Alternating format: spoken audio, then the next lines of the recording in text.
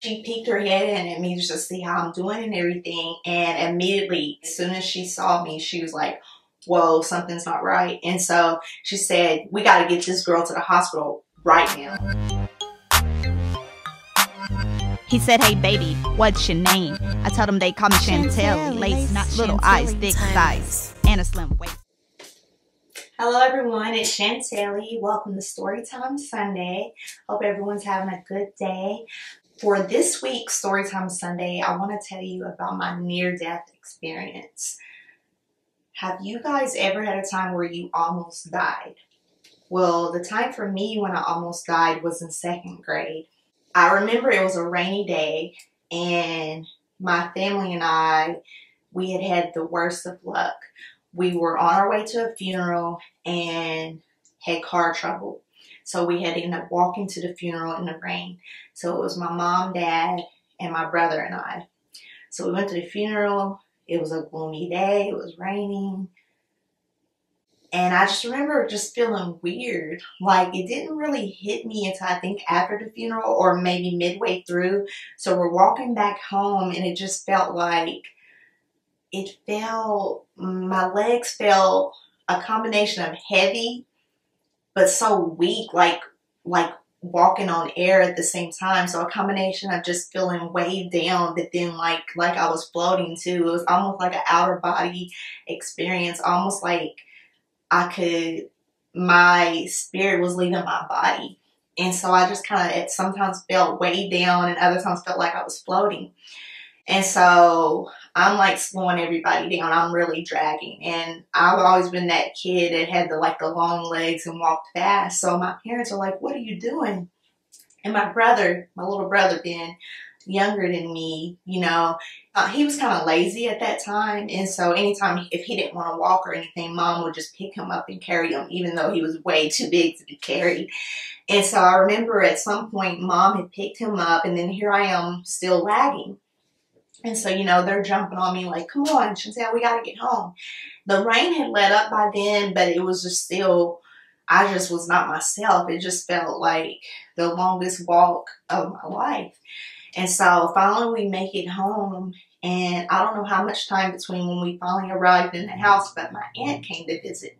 So I'm like, now when I flash back, I'm like, where were you when we were at the funeral? But she just happens to stop by to check on us. And she peeked her head in at me. Now, my aunt and I, we had always had a special bond because she was my first teacher. When I was 3 years old, they enrolled me in school early because she taught there. So she kind of got me in. And so probably the reason why I'm so smart now or why I love school now, I can kind of link back to her from being in school at age 3. So anyway, she peeked her head in at me just to see how I'm doing and everything. And immediately, no one had even complained anything about me or anything. Immediately, as soon as she saw me, she was like, whoa, something's not right. And so she said, we got to get this girl to the hospital right now. So I don't know what I looked like, what she saw, but immediately she's like, let's go. So we got to the hospital.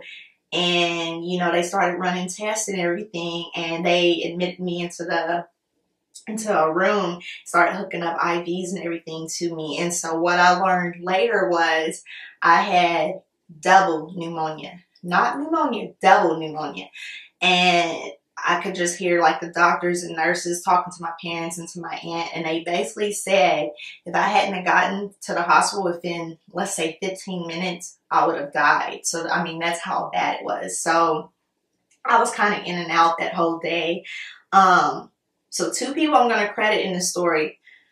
First off, I'm going to credit my aunt to saving my life. And also, I've credited her about my love for education. She was my first teacher. I ended up being in the hospital for a week to 2 weeks, and sometime during the 2nd week, my whole 2nd grade class, they weren't allowed to come visit me. Well, only a few could visit, so I remember 2 classmates came to visit, And they came on behalf of the rest of the students. So everybody gifted me with gifts. They may get SUM cards and all of this. And then, of course, gave me my homework, 2 weeks worth of homework. Well, I'm right-handed, and so the IV was in my right hand. And so, you know, one of them, it says something kind of like, oh, I guess you can't do your homework. Well, here's the second person I'm going to credit. My grandma. She, growing up, where she lived, they had a rule where only right-handed kids could go to school. And she was born left-handed, but she taught herself how to write right-handed, so she was able to go to school. So anyway, she passed that on to us. She made it a goal moving forward for all her kids and all her grandkids, no matter whether they're right-handed or left-handed. She wanted us all to know how to write with either hand, because she's like, you never know when you might need that one day. Well, lo and behold, second grade, I have the IV in my hand and I got tons of homework. So did my homework with my left hand, and I like to use that to my advantage a little bit even today. You know, I like to test it out and still see if I still got it. So anyway, so I credit my grandma for teaching me how to write with my left hand, even though I'm right-handed. I want to give a special thanks to two beautiful matriarchs in my family, my grandma and my grandaunt. Thank you all for everything that you raised me to be, and happy Black History Month to everyone. Thank you for your sacrifice, your service, and your contributions and inventions. So I survived, and I'm so grateful to my aunt for saving my life. And that's my story time of the time I almost died of double pneumonia.